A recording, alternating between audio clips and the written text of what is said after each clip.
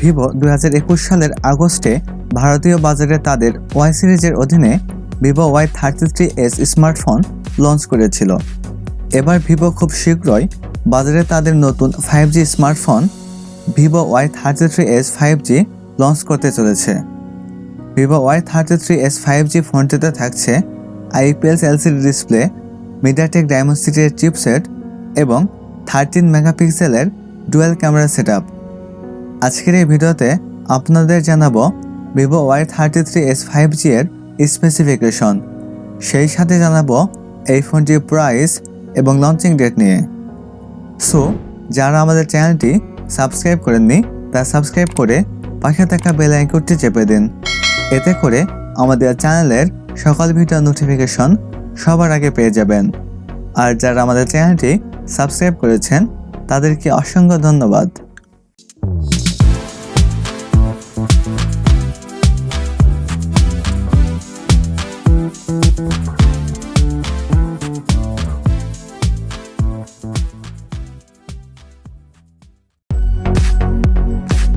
শুরুতে কথা বলা যাক ফোনটির ডিজাইন এবং এর বিল্ড কোয়ালিটি নিয়ে।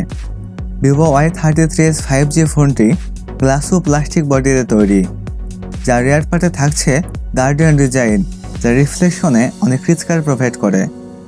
ফোনটি ব্ল্যাক, ব্লু এবং গ্রেডিয়েন্ট এই তিনটি কালারে পাওয়া যাবে এবং একটি ক্যামেরা বাম্পারের মধ্যে ডুয়েল ক্যামেরা সেটআপ। ফোনটির ফ্রন্ট পার্টে থাকছে ফুল ভিউ ডিসপ্লে, আর ডিসপ্লের মাঝখানে থাকছে V shape notch camera setup. 185 গ্রাম ওয়েটের সাথে 8.3 মিলিমিটার থিকনেস থাকছে ফোনটিতে।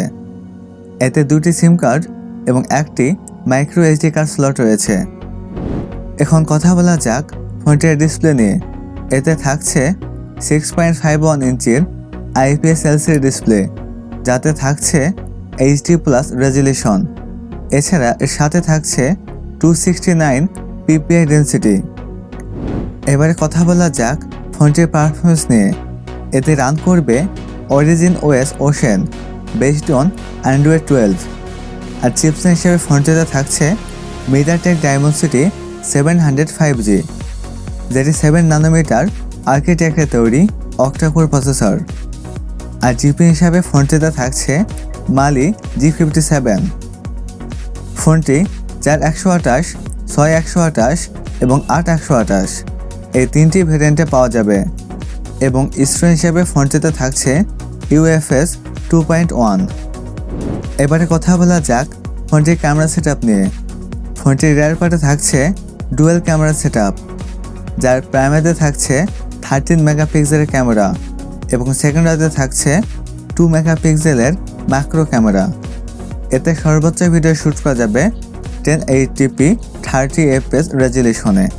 আর সেলফি ক্যামেরা হিসেবে ফোনটিতে থাকছে 8 মেগাপিক্সেলের ওয়াইড ক্যামেরা। এতে সর্বোচ্চ ভিডিও শ্যুট করা যাবে 1080p 30fps রেজুলেশনে। এবারে কথা বলা যাক ফোনটির ব্যাটারি এবং চার্জার নিয়ে। ফোনটিতে থাকছে 5000 mAh এর লিথিয়াম পলিমার ব্যাটারি, যার সাথে থাকছে 18 ওয়াটের ফাস্ট চার্জার। এছাড়া সিকিউরিটি হিসেবে ফোনটিতে থাকছে সাইড মাউন্টেড ফিঙ্গারপ্রিন্ট।